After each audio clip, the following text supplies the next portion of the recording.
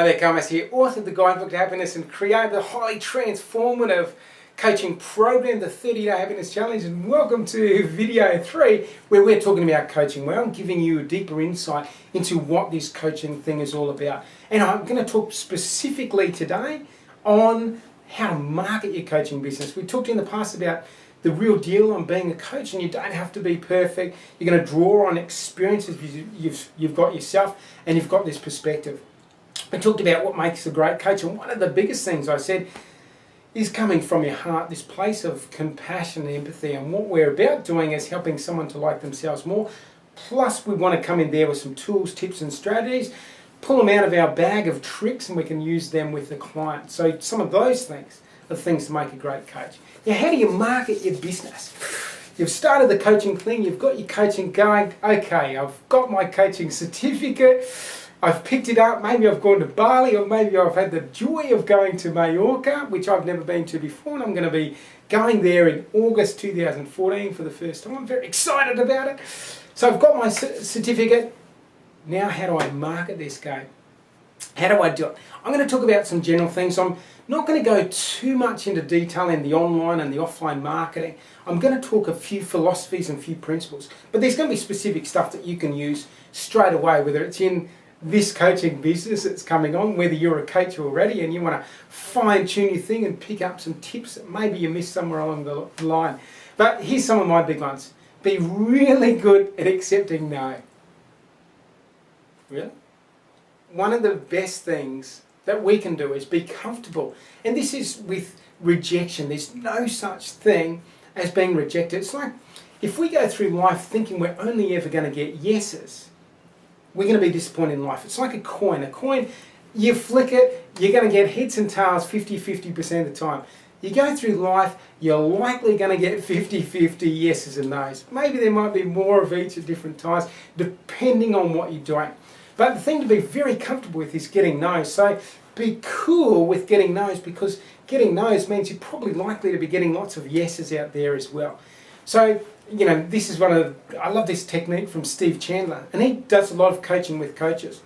So he talks about, you know, setting yourself up so you go through your day making a game of getting no. So you're going, I'm going to go through my day and I'm not going to give up today until I've got at least 5 no's. Because what he hypothesizes is as you're getting those no's, you're also getting a bunch of yeses. And because you've made a fun game out of this getting no's, you're not sort of, you know, looking at yourself as a failure. There's something wrong with me, my product must suck, you know, I must have the wrong coloured hair, or, you know, maybe they don't like brown eyes, or whatever it is, maybe my eyebrows are too bushy. Whatever it is, like whatever we decide we want to, you know, create as a result of that, be okay with getting no's. It's not rejection, it's just someone who's not interested in the product you're offering, so you go to someone who is. The second part of, you know, marketing your business is networking. And that's networking amongst your peers as well. So at times, you know, it's like we're in competition and we think there's a limited amount of clients, and if that person gets a client, I miss out. If you go through life trying to have your own silo business and not working with your peers, you're going to miss out on a lot of opportunities. You know, one of the things we create at the world's biggest gym, Life Coach Training Course, we're all about networking between each of us. We're all peers. We're all supporting each other. We're all saying, oh, you know, I may not be the expert on that, but I do know someone who is. And that's what we want to do, cross-referral.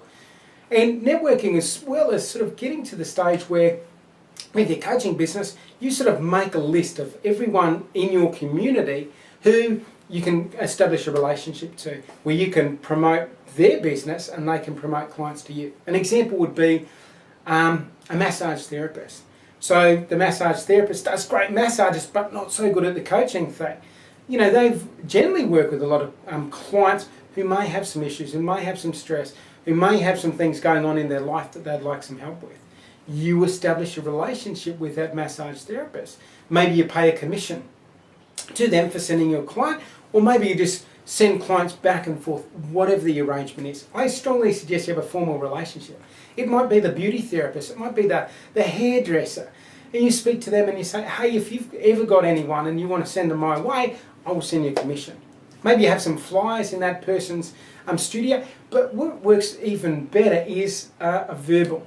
So it might be that you have that beauty therapist and you say, look, I tell you what, I'm going to do a coaching session with you just to give you an idea what this is about, so that if you have any clients that you think would benefit from this sort of thing, then please tell them about it. And that person's then got first-hand experience. And that's going to do more than, your little pamphlet sitting on the side. One of my clients, I had this client for about a year and a half, a beauty therapist, owns her own beauty salon. And I work with her as she's going through extremely challenging relationship breakdown. So as a result of working through her and completely transforming her life over the course of this program, she's now a raving fan. So she is the best person to promote me within her business. I don't need to put flyers there. She just word of mouth talks to people and goes, you need to see my coach Carl Massy. Bang, away they go. And I just make sure that I compensate her as much as I can. And the other thing is with getting referrals is that you actually not only say thank you for it, but you actually tell them how that client is doing. Because a lot of times someone will refer someone because they want to do good. They want to do something good for this person. This person has come to them. They've identified an issue and they go, I've got someone who can solve it over here. They bring them over there. But the person who referred would like to hear how it went. So one of the best things you can do is whoever's referred you, for instance, let's use this beauty clinic. She sends a client to me. I've done some great work. I go back to her and say, hey, thanks so much for that. Hey, I tell you what, the client you sent to me, I think she's going to be moving in a different way. She really responded well to this. She's going to continue doing this, this, and this. So the person who referred it, got a little bit of money, commission, but that's generally a small thing. What they get most out of it is feeling like they've done the right thing for someone. They've been personally responsible for the transformation process of one of their clients, and that really means a big thing for them. The big thing these days with promoting and marketing your business is making sure you give. Making sure you give to get. Now, you might just hear that motorbike going past. I'm recording this in Bali. Open plan living, great thing with these Bali villas, but it means that all the noise is going past you can hear, but that aside. So where was I? I was talking about giving. So it's about what can we give to get. And it's not even what can we give to get. We'd like continue to give along the way. So we may give, maybe we write an ebook and we pass that ebook out. People have the opportunity to get to know you a little bit before they actually come to the coaching process. It might be you get a group together and you say, I'm just going to do a group call with everyone. It's going to be a free call just to give you an idea of what sort of things I'll be doing with a coaching session. So we do need to give as much as we can and trust that this will sort of come back around.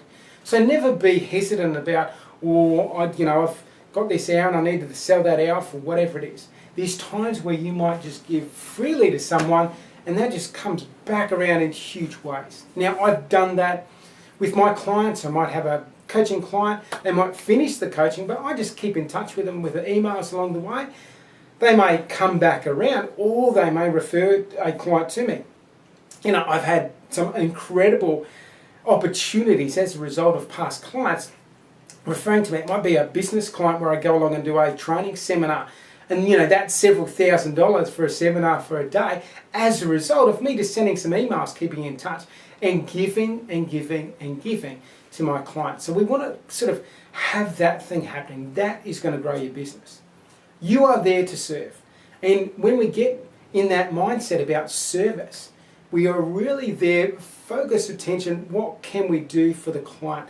The more we serve our clients and serve them in the biggest way possible, the more they're going to talk about us and the more they're going to refer us to other people. So if you want to grow your business, it's about how well you serve and how well you serve the needs, wishes, desires, and understand the challenges of your clients.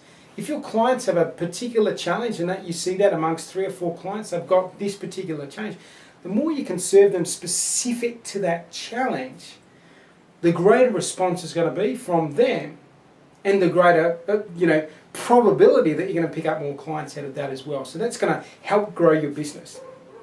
Always over-deliver. Always over-deliver. You want to exceed expectations every time. You want someone to go away and go, hey, that Carl Massy always goes the extra step. They always, maybe the session goes for a little bit longer than I planned.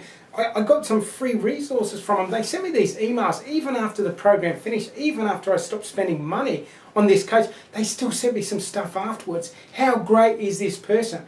They are the people that are going to be marketing for you. When you're in a small business, particularly, I have a coaching business, I run it. There's myself, a creative director, virtual assistant, and then the coaches out there. But it's a small business. I need to make sure that my marketing team is out there. My marketing team is my past clients. My marketing team are my network. My marketing team are my affiliates. So I need to have all of these connections out there doing good things for me. And to do that, I need to make sure I provide a great service. I also need to make sure I service and look after those people as best as possible. So there you go, how to market your business. Being very comfortable with getting those no's. Being very comfortable with that failure thing. Now, I've done some things in my business that I thought were going to be enormous, huge successes, and they completely tanked. Completely I thought I was going to have 1,000 people for one thing, it was like 10 people. So, astronomical failure, but you just learn from it. And we've got to be very comfortable with this in business. Failure and success go hand in hand. No and yes go hand in hand when it comes to asking a client if they want our services. No worries. I'm going to speak to someone else. So that thing, networking, we want to sort of look in our community. Who is someone that's already talking to the clients we're likely to want to work with and actually talking to them? We want to make sure we come from this mentality of giving, this philosophy of giving ourselves. And, never hold back. Someone comes up for some help, rather than sort of getting your checkbook out or getting them to get their checkbook out, it might be, okay, just hang on a sec. I've got 10 minutes to spare. Let's sit down. Let's see what we can do. And try and solve their problem in that 10 minutes. And you solve that problem in that 10 minutes and you didn't charge them anything for it, they're going to remember that. They're either going to tell other people about it or they're going to come back and say, hey, I want more of this stuff. So don't hesitate in helping someone. Serve as best as you can. We talked about service, and we talked about serving people's specific needs. And the final thing I talked about was over-delivering. So you want to over-deliver in whatever it is that you do for your client. So there you go. The third video in the series when we talk about coaching, what it's all about, how to become a great coach, what it means to be a coach, and we've just talked now about some of the specific marketing strategies. Now, if you've got any comments or whatever, just leave them down below. If you'd like to speak to me directly, just drop me an email, carl@carmassy.com, ask away, I'm always there. I'd love to see you if you get the opportunity to come to one of our life coach training courses in Bali, fantastic course, or Mallorca, which I haven't been to yet, but I'm super, super excited about. So thank you very much for joining me for this video. Last video, we're going to talk about how to create a successful coaching business. And we're going to get down to a little bit more of the nuts and bolts. So I hope that you're having a fantastic day, and I look forward to seeing you in the next video, and I look forward to maybe seeing you on one of our courses at some stage. Have a fantastic day and take care.